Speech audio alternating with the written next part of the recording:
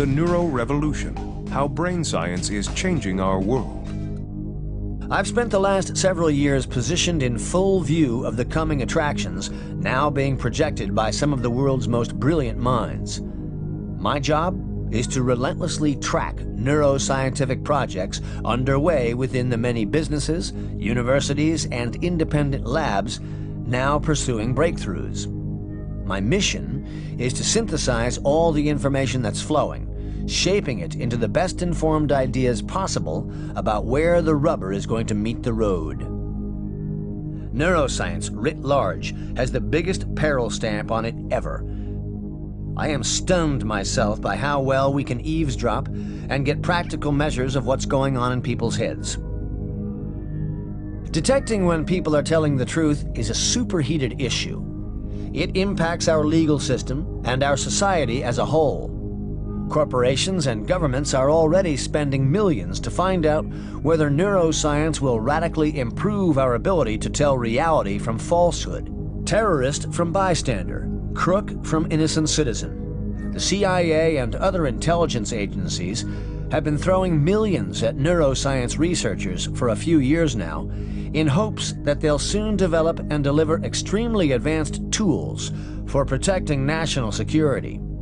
Truth detection by neuroscientific means is a new phenomenon, and it has shown astounding accuracy. Researchers have demonstrated that remarkable potential exists for learning how to access our mental downloads and make our brains spill certain types of secrets. They do this currently by watching to see whether memory-related areas of the brain light up under very specific kinds of conditions, such as seeing evidence that would only resonate in the mind of someone who knows intimate details of a given crime. Two different approaches to brain-based lie detection are the main competitors now for research funding and practical application in courts and beyond. Both rely on finding activity in regions of your brain where memories go to stay. One of these methods for tracing guilty responses is called brain fingerprinting.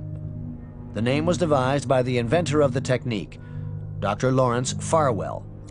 He's not the only one who believes the potentials are great.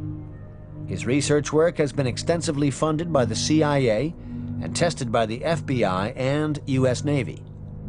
The other approach, which uses fMRI, is based on something called the guilty knowledge test. Daniel Langelman of the University of Pennsylvania published his early work with this test in 2001. Billions of dollars are waiting to be made by credible neuroscientific lie detection. The tension within neuroscience circles going after truth detection methods, the push and pull between scruples and marketplace potential, may well be ratcheted up higher than most people can bear. The entrepreneur, Joel Huizenga, estimates the market for accurate lie detection might be $36 billion annually. As the power to decode the brain accelerates, changes will sweep quickly across every society in a slightly different way.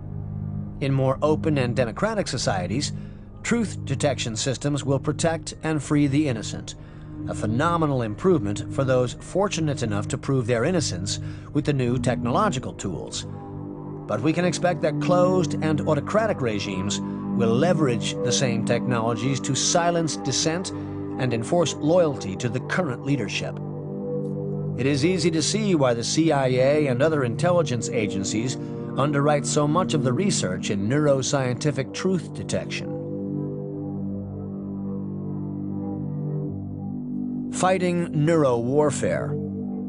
The development of sophisticated neuro weapons is going to create a perpetual state of tension between promise and peril.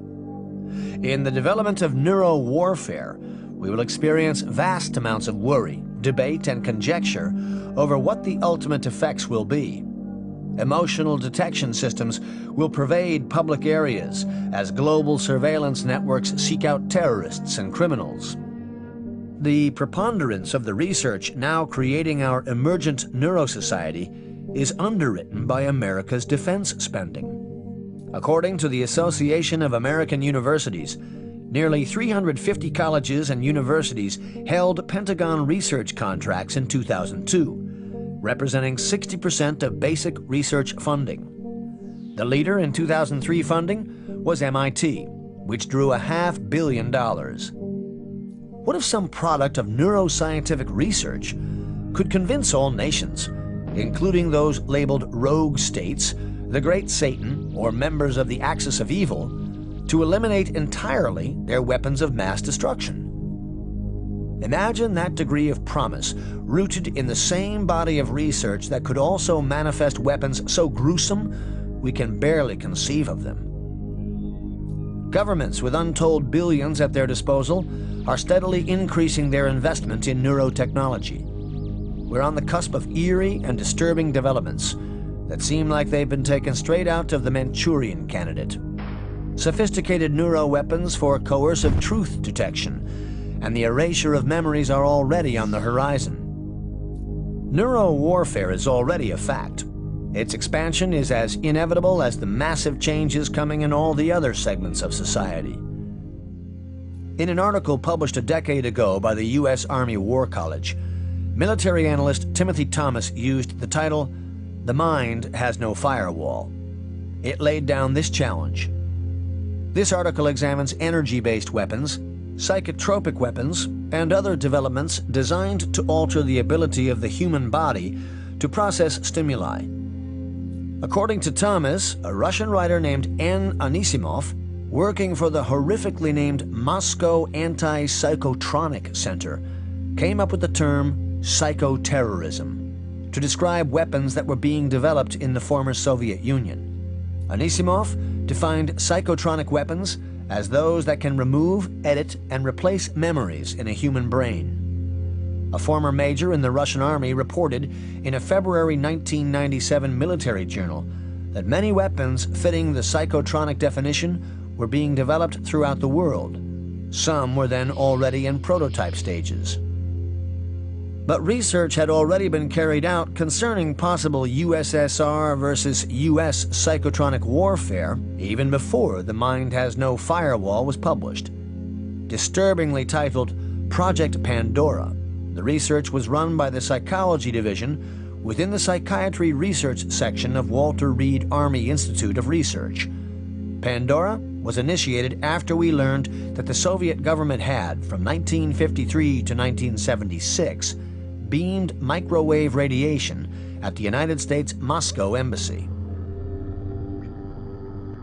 The January 2008 issue of Aviation Week carried an article based on interviews with the woman who oversees some of the most provocative current DARPA research. Dr. Amy Cruz began serving as a tech consultant to DARPA's director immediately after receiving her doctorate in neuroscience from the University of Illinois. Now she is in charge of some of the agency's literally most mind-boggling research. Among the items now on her plate, research into computer analysis of brain waves detected from satellites without the subject's knowledge. It's expected to help intelligence analysts precisely identify and locate targets based on the hostile thoughts of enemy forces, and to help leaders in the theater of operations know if their deployed troops are alert enough to realize the intensity of whatever situations they're about to face. Experiments have been run with soldiers whose brain waves are seen by their commanders via wireless computers. When a commander knows a soldier has gone into tunnel vision from information overload, he will know that he has to count on someone else for key actions and commands during an attack. An earlier project, called Augmented Cognition, AugCog for short, gave birth to something Cruz is working on currently. That is the Neurotechnology for Intelligence Analysts, NIA program. Phase 2 of the NIA project began recently. Honeywell's work is being augmented with participation from Teledyne Scientific Imaging and from Columbia University, which is aggressively building its neuroscience reputation. Phase 3 is expected to produce a prototype that intelligence agencies will road test. According to Honeywell, the technology is nearly ready for operational use. Altogether, AugCog and NIA research has linked several corporate and academic teams with the 4 different military services: Daimler Chrysler with the U.S. Marine Corps, Lockheed Martin with the Navy, Boeing with the Air Force, and Honeywell's team of some 11 industry and university partners with the Army. One of the most brain-twisting and talked-about areas of recent research, for instance, is something called the Active Denial System, or ADS, which was demonstrated in late January 2007 at Moody Air Force Base in Georgia. ADS is the byproduct of larger ongoing research looking for technology that could delete and then replace a person's memories. That last sentence is guaranteed to make any true science fiction fan remember at least 3 recent mainstream movies with variations on the same theme. Another on-the-horizon reality actually seems like a direct lift from science fiction, specifically from Minority Report. And in Science Fact, a team of neuroscientists has actually developed a brain scan-based way of finding hints about what a subject is intending to do. The scientists built their research on findings from earlier studies that used fMRI to understand what goes on in the human brain when the topic at hand is racial prejudice, violence, or lying. In the March 6, 2008 edition of Nature, scientists from the University of California, Berkeley, reported development of a method for decoding patterns in visual areas of the brain and using them to know what a subject is looking at. The scary potentials of this announcement are easy to conjure. By exposing subjects to visual images and then recording brain activity, the UC Berkeley researchers first figured out a number of activation patterns. Then they built a mathematical model, an algorithm. Information from the patterns makes it possible for the researchers to look at brain activation and then make a well-informed guess about what kind of visual information has caused it to happen. Moreno's 1999 book, Undue Risk, compiled all he could gather about secret experiments sanctioned in the name of defense. Moreno reports that Department of Defense has around $68 billion to use annually on scientific research and development. The slice of the Pentagon's black operations budget that is earmarked for research and development he estimates at $6 billion or more. At the end of a 2001 Dana Foundation conference on neuroethics, held in San Francisco, Moreno found himself raising his hand in front of 100 neuroscientists to ask, "How come no one here said anything about how this applies to national defense?" He left the conference determined to start learning about what was happening regarding possible applications of neuroscience in defense circles. First, he contacted friends who were neuroscientists. No one would speak on the record. They all either were receiving DARPA funding or very much wanted to. But a few were willing to speak off the record, and they helped him get a general sense of some directions being pursued. Next, he Googled DARPA and neuroscience. Thousands of pages appeared. A 2008 search registered 152,000 hits. Many of those pages were RFPs, which stands for Requests for Proposals. These documents ask military contractors to say if they are able to build certain devices DARPA wants to have, and also ask how much time and funding they would need. By mentally translating these RFPs from military speak to English, Moreno learned more about what DARPA was hoping to achieve. So we are now in an arms race to create the next generation of unimaginably potent weapons, and also in a race to contain the current generation of destructive capacity. That generation may seem outdated, but it's still the most convincing display of instant human-created hell we've ever seen. Imagine an advanced version of Honeywell's image triage system. It includes group behavioral analysis software and individual emotion recognition algorithms that key off micro-emotional tics we all exhibit. Intelligence analysts and warrior athletes will scour real-time surveillance feeds from satellites, unmanned predators, robotic insects, and other ingenious surveillance systems in their efforts to seek and destroy enemy combatants. We will eventually see the rise of neuroweapons aimed at shifting the emotional and cognitive capacity of individuals and small populations. Memory bombs that give individuals short-term amnesia or electronic sleep-inducing weapons may seem in the realm of science fiction. But before the advent of atomic weapons, so was the idea that 140,000 inhabitants of Hiroshima, Japan, could be wiped off the face of the planet with a single bomb. As more and more biology and chemistry labs focus on developing next-generation brain drugs, other researchers working on a different piece of the neurotechnology revolution are designing implantable medical devices that interact with the brain through tiny electrical impulses. Advancing nanotechnology manufacturing techniques will eventually shrink the size of the implantable devices. Surgeries to implant them will become less invasive. Over the next 2 decades, the impact of neuro devices will be profound. In one way, BCIs, computers either accept commands from the brain or send signals to it, for example, to restore vision. Two-way BCIs would allow brains and external devices to exchange information in both directions.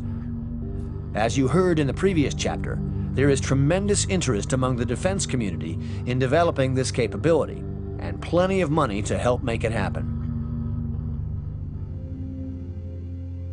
Like the gigantic shifts of humanity's past, our emerging neuro-society is a wild card. It holds enormous, seemingly equal promise for inducing an age of bliss or a living nightmare. The reason so much more is at stake in this epochal change is that our newest tools will give us nothing less than increasingly precise control over the most powerful factor in our lives, our own minds. Here is what I believe to be the overarching question. Does a citizen's right to privacy include his or her inner domain of thought? Depending on how we answer questions like these, the emerging technologies may be used to control us and keep us in cultural or economic bondage.